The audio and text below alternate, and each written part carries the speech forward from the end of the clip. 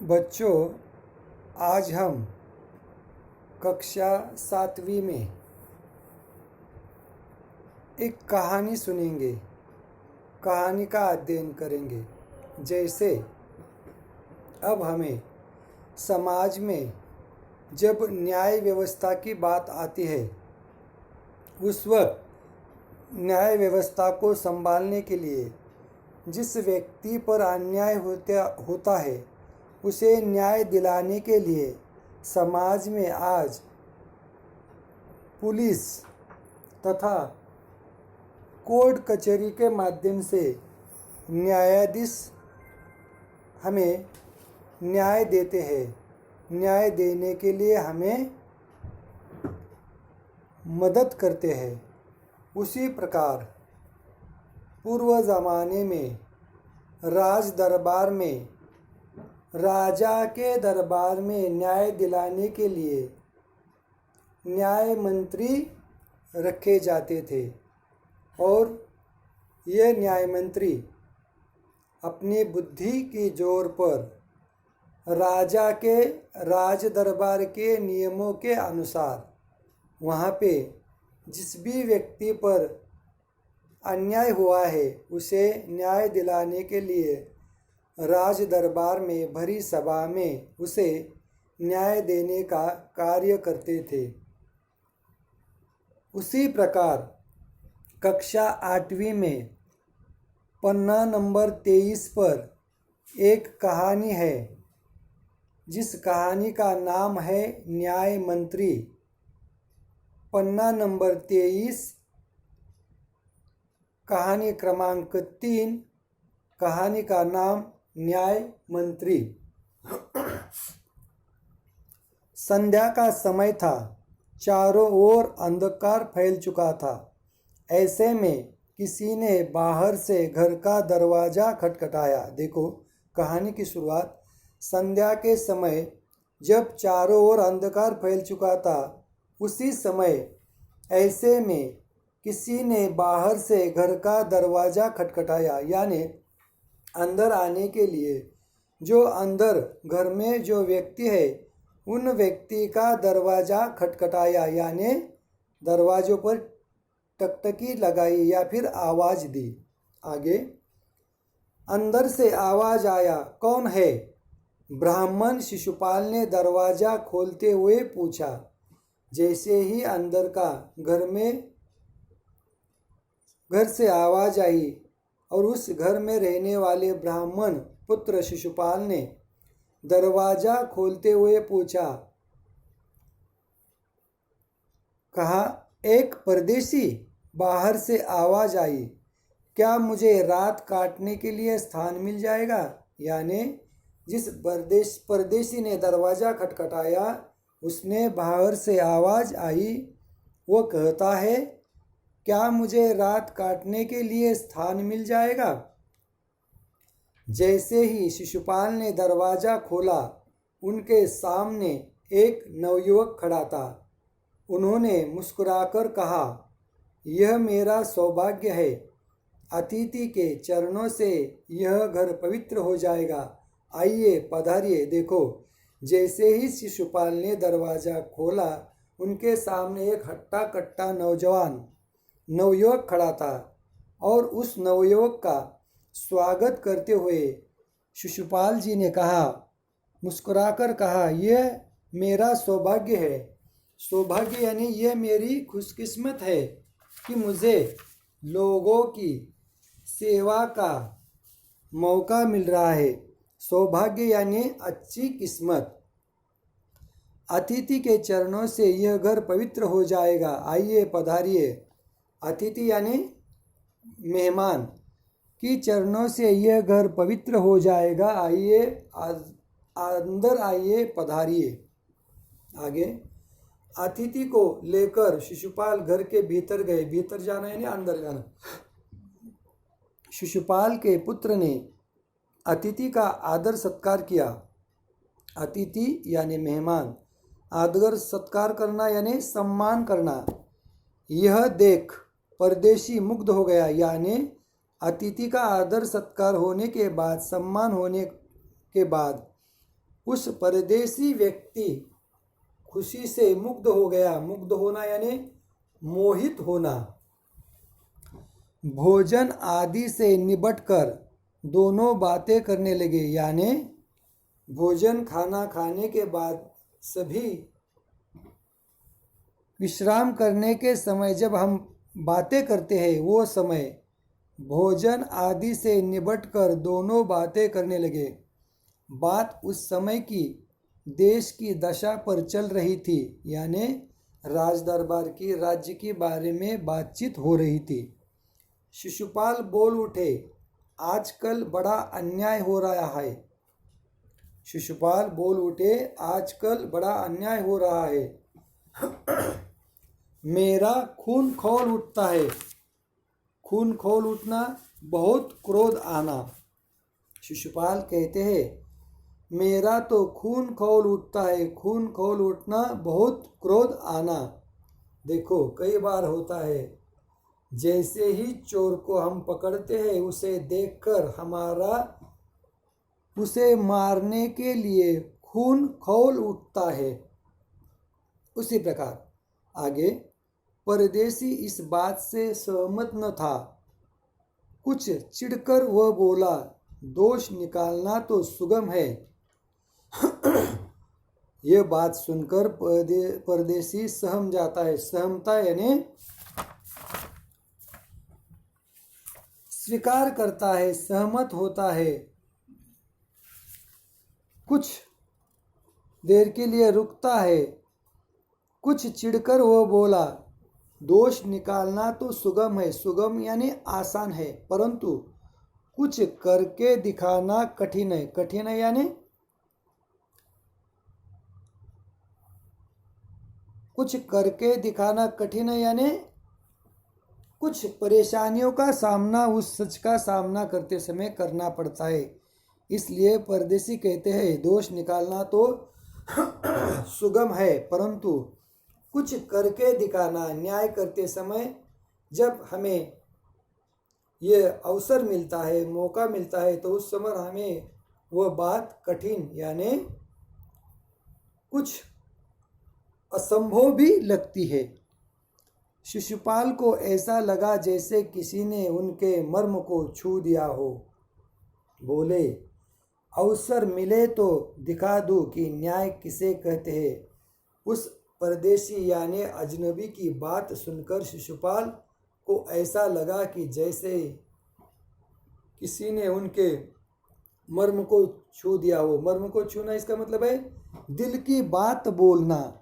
और वो आगे कहते हैं, अवसर मिले तो दिखा दूं कि न्याय किसे कहते हैं। तो आगे परदेसी कहता है, तो आप अवसर चाहते हैं। अवसर यानी मौका। हाँ, अवसर चाहता हूँ। फिर कोई अन्याय नहीं होगा, बिल्कुल नहीं। कोई अपराधी दंड से न बचेगा। अपराधी यानी दोषी, अन्याय यानी जुल्म करना। ऐसे व्यक्ति जो अन्याय करते हैं समाज में, उनको दंड दिया जाएगा, उसे दोषी मानकर अपराधी ठहराया जाएगा। परदेसी ने मुस्कुराकर कहा, यह बहुत कठिन काम है। कुछ भी कठिन नहीं होता। मैं न्याय का डंका बजा कर दिखा दूंगा। न्याय का डंका बजाना इसका मतलब है जीत हासिल करना, यानी डंका बजा देना, जीत लेना। कबड्डी की प्रतियोगिता में हमारी कक्षा ने जीत का डंका बजा दिया। इस तरह के मुहावरा, उसका अर्थ लिखकर उसका वाक्यों में उपयोग आप लोग कर सकते हैं। जैसे यहाँ पे मैंने किया था, डंका बजा देना, जीत लेना। कबड्डी की प्रतियोगिता में हमारी कक्षा ने जीत का डंका बजा दिया। आगे पन्ना नंबर 24 पर देखिए। परदेसी के मुख पर धीरे से एक मुस्कुराहट आई और चली गई। जैसे ही उस शिशुपाल जी के विश्वास, दृढ़ता का निश्चय देखकर परदेशी के मुख पर धीरे से एक मुस्कुराहट आई, यानी हल्की सी उसने हंसी आना आई और चली गई। इसके बाद भी उनकी बातें चलती रही। कुछ देर बाद वे सो गए, यानी बातें करते करते वो सो गए। सुबह उठकर परदेशी ने शिशुपाल को धन्यवाद देकर उनसे विदा ली, यानी सुबह उठने के बाद परदेशी ने क्या किया, शिशुपाल को धन्यवाद दिया, क्योंकि उन्होंने रात काटने के लिए उन्हें जगह दी थी, उनका आदरातिथ्य किया था, सम्मान किया था। विदा लेना यानी उनसे मिलकर धन्यवाद देकर वहाँ से चला जाना। कुछ दिनों बाद शिशुपाल का घर पूछते पूछते कुछ सिपाही आए और उन्हें दरबार में चलने के लिए कहा। शिशुपाल सहम गए। सहमना यानी भयभीत होना। सहमना यानी भयभीत होना। वे यह नहीं समझ सके कि सम्राट ने उन्हें क्यों बुलाया है। कहीं उस परदेशी ने तो सम्राट से झूठी सच्ची शिकायत नहीं कर दी। और शिशुपाल जी सोचने लगे कि जिस परदेशी को हमने पनाह दी थी रात काटने के लिए घर में उन्हें अंदर लिया था, उसी परदेशी ने सम्राट से यानी महाराज से कुछ मेरे बारे में यानी शिशुपाल के बारे में झूठी सच्ची शिकायत नहीं कर दी।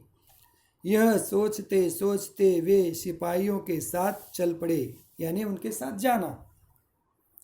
आगे दरबार में पहुंचकर शिशुपाल का कलेजा धड़कने लगा। तभी सम्राट अशोक दरबार में पधारे और मुस्कुराते हुए बोलो, ब्राह्मण देवता, आपने मुझे पहचान ही लिया होगा। देखो दरबार में पहुंचकर शिशुपाल का कलेजा धड़कने लगता है, यानी शिशुपाल घबराने लगते हैं, घबराए हुए ऐसे होते हैं। उसी समय सम्राट अशोक दरबार में पधारते, यानी उस राज्य के सम्राट अशोक राजा मुस्कुराते हुए ब्राह्मण देवता की तरफ देखकर बोलते हैं, आपने मुझे पहचान ही लिया होगा।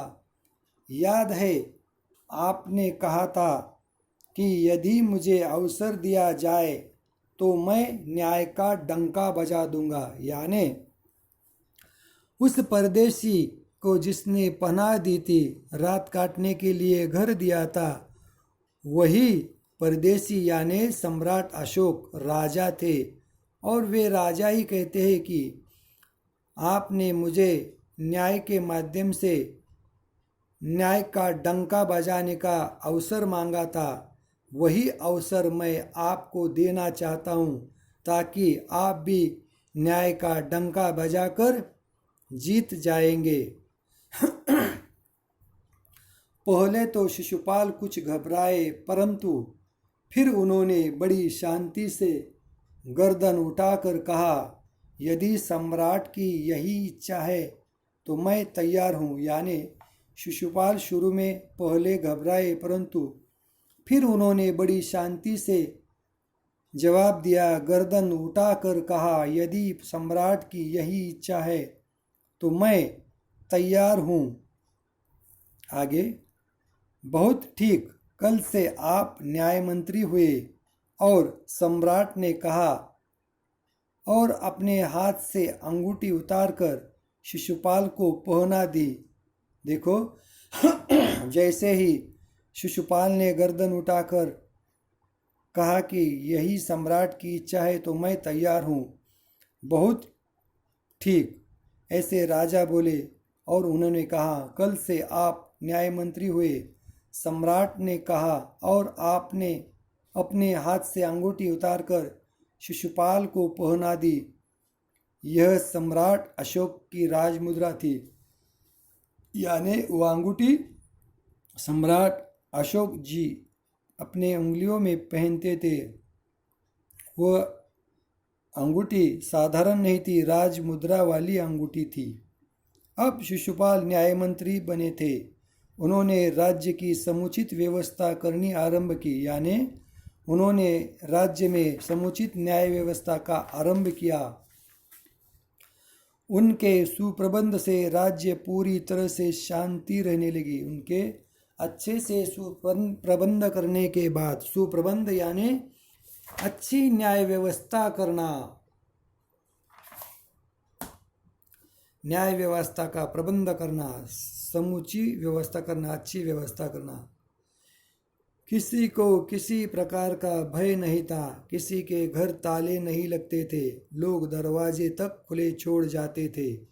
चारों तरफ न्याय मंत्री के सुप्रबंध और न्याय की धूम मच गई। धूम मचना यानी चारों तरफ अच्छाई ही,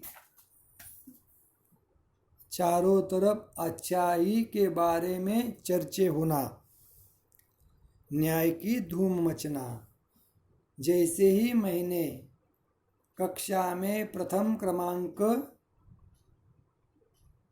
लाया तो सभी यानी पूरी कक्षा में मुझे सभी लोग अच्छा कहने लगे। उसी प्रकार यहाँ पर अच्छे काम करने का नतीजा न्याय मंत्री को सुप्रबंध के माध्यम से उनकी न्याय की धूम सारे राज्य में फैल गई। सुप्रबंध करना यानी सुप्रशासन करना, अच्छी न्याय व्यवस्था का प्रबंध करना। लगभग 1 महीने बाद किसी ने रात के समय एक पहरेदार की हत्या कर दी और प्रातःकाल होने ही यह बात चारों तरफ फैल गई। कुछ दिनों के बाद, लगभग 1 महीने बाद, रात के समय एक पहरेदार की हत्या कर दी। प्रातःकाल होते ही यह बात चारों तरफ फैल गई। लोग बड़े हैरान थे। शिशुपाल की तो नींद ही उड़ गई। उन्होंने खाना पीना छोड़कर अपराधी का पता लगाने में रात दिन एक कर दिया। खाना पीना छोड़ना यानी बहुत विचार करना, परिश्रम करना, एक ही काम में लगा रहना। जैसे न्याय व्यवस्था अच्छी रखने के बाद भी ये ऐसा कैसे हो गया। खाना पीना छोड़कर अपराधी का पता लगाने में रात दिन एक कर दिया। रात दिन एक करना यानी बहुत परिश्रम करना। परीक्षा के समय मैंने बहुत परिश्रम करवा के रात दिन एक करके अच्छी पढ़ाई की। आगे